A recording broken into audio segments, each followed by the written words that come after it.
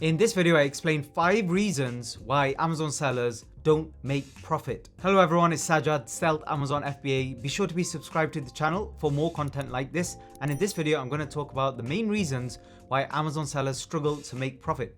Now, the first reason is price point. You really cannot go after products that are too cheap in terms of your target price. Now, this does not matter what your budget is. Even if you have a limited budget, you really can't be selling stuff for $4 or $5 or pounds on Amazon and expect to make good money. And it's important when you do your research that you actually check this thoroughly. Even if you can get your products really cheap, maybe they're costing you 10 pence or 50 pence or something like that, you have to factor in the Amazon fees, and they take up a chunk of your profit. Now, when you're selling a £5 or dollars product, they might take up the fees about 50% of what you're selling. However, a similar product in terms of size, but costing £90, then the fees won't be that different.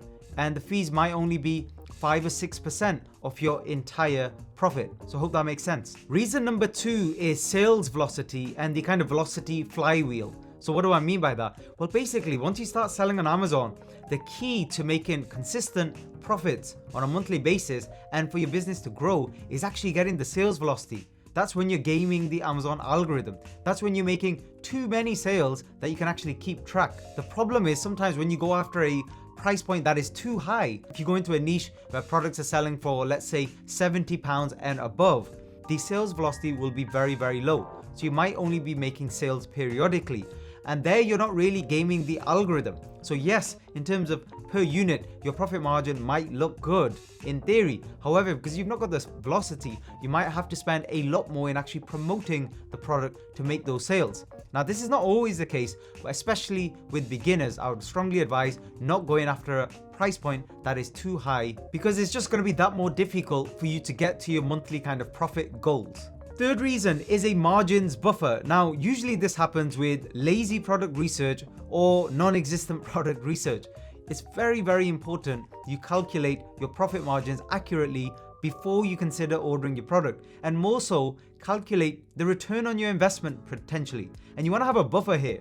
So let's say you have £2,000 worth of capital and you've done all your calculations, and you know that if you buy this product and you sell out on Amazon, you're going to make back, let's say, £2,500. Now, that might look really good in theory.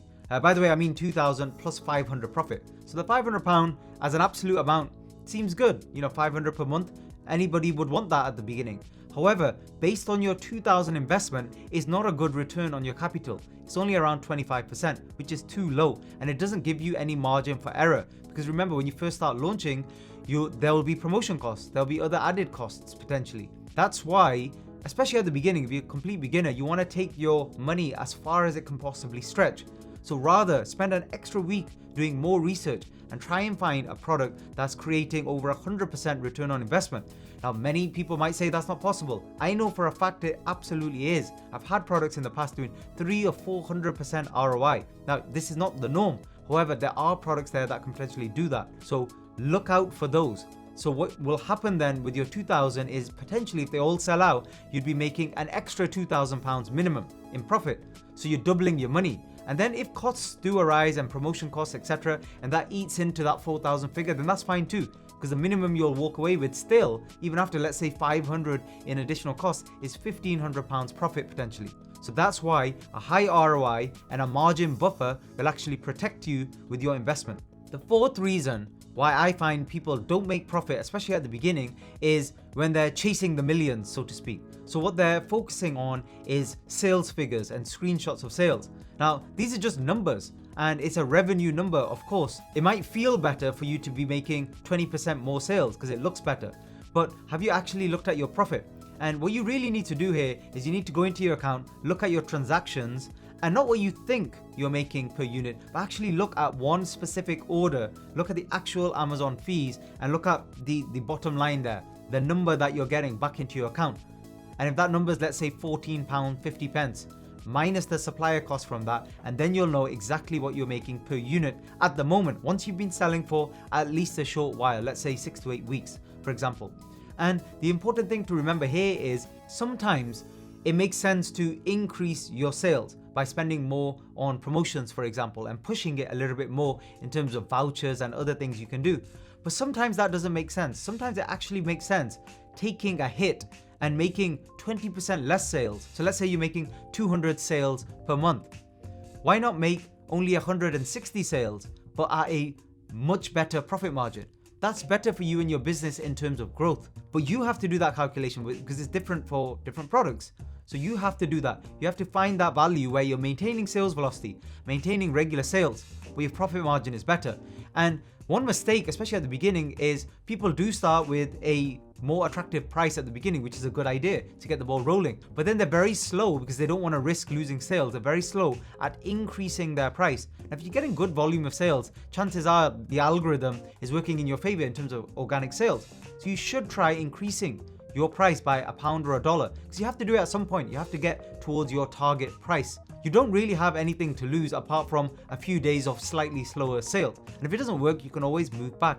But don't be afraid to take that risk because you really want to maximize your profit per product. That leads me on to the fifth reason. And before I discuss that, don't forget to subscribe to the channel if you're new and click the bell icon. I try my best to regularly release useful content for beginners and existing Amazon sellers. So what is the fifth reason? Well, the fifth reason relates to the product launch phase. Now, this is more something you need to be aware of because let me give you an analogy or another example. So let's say you were thinking of starting a restaurant. Now, many people who get into Amazon have had those thoughts like, shall I start a restaurant? Shall I get into property, etc., etc. And let's say you're going for the restaurant model. Now, just have a think in terms of setup fee, how much it would cost. You'd have to purchase that restaurant or franchise, for example, initially. That might cost you 20 grand. Then you have to pay commercial rent. You have to create or develop the kitchen area. You have to hire staff. You have to invest in inventory in terms of food items, etc. If you have a bar, you'll have to stock the bar, for example. All of these are costs you have at the beginning. And there are many, many other costs as well. You have electricity, gas bills, you might have business rates to pay for your local council. So how much have you spent without making a single penny or a single cent from a customer before you get started? It might be 20, 30, 40,000 pounds or dollars. So a lot of money up front without making any return. Now, why do you think people even bother then to open a restaurant? The reason they do it is because once you've done all of that in terms of initial phase of costs, returns come further down the line and then the costs are much more controlled. So basically most of the costs are at the beginning. And it's a long-term model. So if everything running well, you're thinking not about your return in the first month, but about how much you might get in the first 5 years of running a restaurant, which might be 7, 8, 100,000 pounds or dollars. So then it's worth it. And with Amazon, you have to think about it the same way. Now, I understand a lot of you are on a limited budget, but you still have to think about it like that. At the beginning, when you first launch a product, you might need to make the price a bit more attractive because you don't have reviews. However, try and think of it as if the product starts doing really well, how much would you make over, let's say, 2 years of selling that product? That's your real return on investment, not that original first flip in terms of your investment in that particular product. So just keep that in mind as well. So I hope that was useful. More content to come very soon. Thanks very much for listening.